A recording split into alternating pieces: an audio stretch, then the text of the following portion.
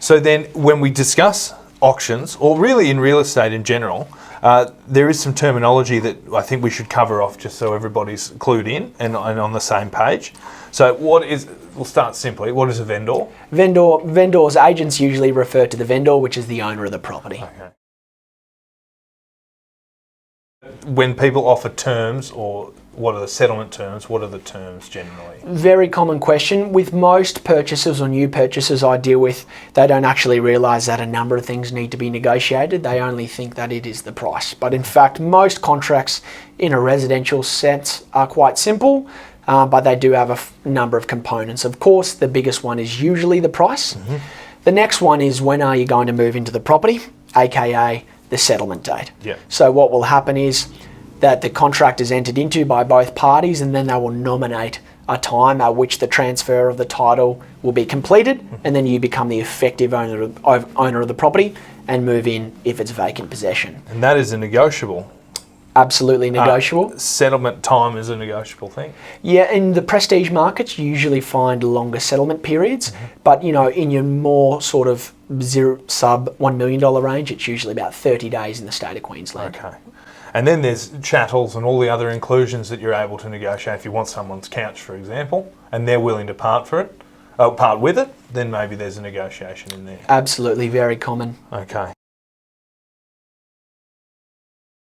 We also push our members to do as much research as they can. Yep. And when they're having a look around, there's a couple of terms that we've been asked by our members to cover off, so I thought I'd get your opinion on them. Sure.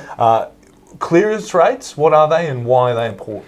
Clearance rates are a really interesting concept and very misunderstood, and can almost paint a picture of what's not the reality of the market. Okay. So the clearance rate, particularly in markets that are incredibly buoyant like Sydney and Melbourne, an auction clearance rate is basically the amount of auctions that have sold either prior or under the hammer that are going up for auction over a certain period. An example, so the auction clearance rate for the month of January in the city of the Gold Coast. If you have 100 auctions and 50 of them sell under the hammer or sell prior, of course, that would be a great weekend, or a great month. It would. And that would be 50% auction clearance rate. So in Brisbane and the Gold Coast, we usually range between 18 to 33%. On average? On average, that's pretty common, but it changes with the market, very seasonal as well. And then you also find in Sydney and Melbourne, auction clearance rates can jump all the way up to 70, 75%. What ends up happening is, though, people jump on board. You cannot just rely on auction clearance rates as a parameter for the performance of the market. So, and why I say that is because sometimes it is not a case of auction clearance rates it hasn't sold, because there might have actually been active bidding on the property. However, the owner's expectations on price were inflated due to shifts in the market.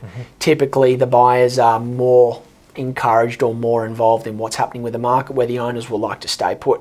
So an example being, if you look at 100 auctions and out of all hundreds of those, there are no bidders, you would say the market's absolutely flat, no sales.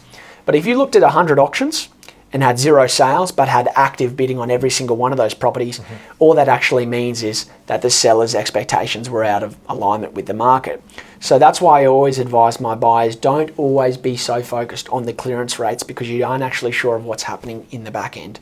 Because if there is active bidding on those properties, however the owners haven't decided to accept the market, it's not always a demonstration of what's actually happening in the marketplace. Very good.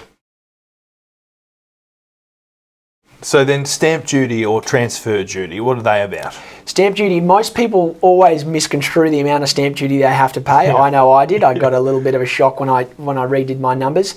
So stamp duty is effectively the fee you pay to the government to transfer the property into your name.